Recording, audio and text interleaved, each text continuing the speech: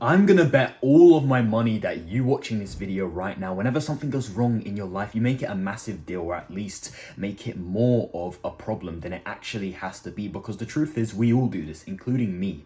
But why? Why do we cry and complain and think that it's the end of the world whenever something tiny goes wrong, instead of taking a deep breath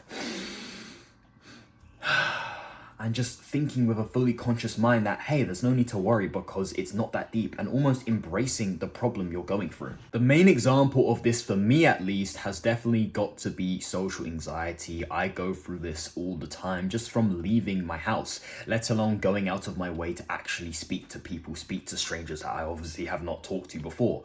And every time I feel that sickening feeling inside of my stomach whenever I get nervous, I actually get really angry with myself for caring about other people that couldn't give a rat's bumhole about me, right? I just feel so bad about myself whenever I'm being awkward, maybe I'm being shy, not being myself in public, and I wish I could just be confident like everyone else, even though in reality, there are way more people out there with social anxiety than we think.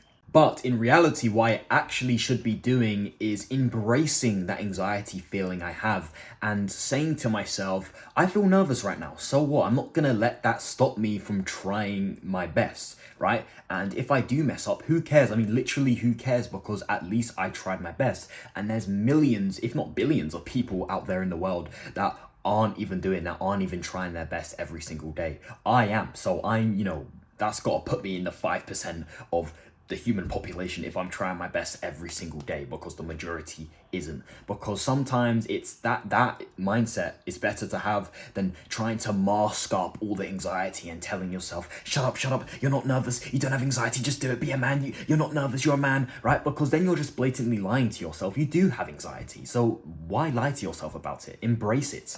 I really do think it is so much better for you to just be honest with yourself and say, hey, I have anxiety and I accept that completely. I embrace the anxiety, as then you'll naturally end up be pushing yourself more and more, because you're embracing the fear, you're embracing the weakness, if you want to call it that, right? That if anything does go wrong, you probably just end up laughing at yourself about it afterwards anyways. Whereas if you keep on telling yourself that you don't have anxiety and keep lying to yourself like that, it will make it worse for you when you do have a little slip up, because your body will expect it less. Think about it. If you keep on saying to yourself, I'm not scared, anxiety is not real, I'm not scared of anything, right? Men don't fear nothing, right? If you keep on saying that to yourself, faking this confidence, even though deep down you're just capping to yourself, right? You're straight up just lying, right?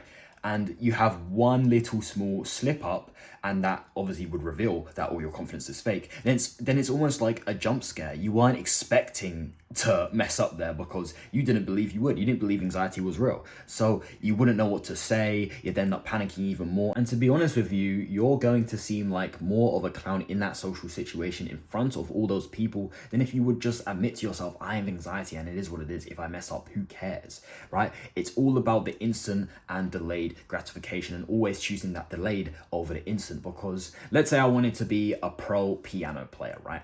But I never wanted to learn, because I always said to myself, I'm already a pro at piano. I'm already the best in the world. I don't need to learn, right? I'm never gonna be the best at. I'm never gonna be the best piano player in the world if I'm not accepting growth. I'm not accepting improvement. I'm not trying to get better, right? Whereas if I just said to myself, listen, right now, I suck at the piano. I'm gonna be honest. I completely suck. I need to learn. I need to, have a tutor. I need to practice every day. That is how you grow. You need to grow. That is how you grow. So when you next have anxiety, for example, just say to yourself, I have anxiety, and that's fine, because I'm embracing it, and embracing your weakness is how you then overcome it. If you never embrace weakness, you're never going to overcome it. And it's the same thing with everything life is going to throw at you to try and knock you down. So instead of turning miserable about your own personal issues, whatever it is, right, embrace them and see them as stepping stones to improvement, to soon get you to the place where you really want to be. Because at the end of the day,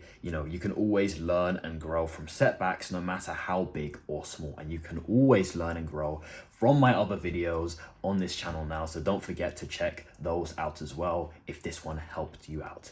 Thank you for watching as always. Take care and peace. Bye-bye.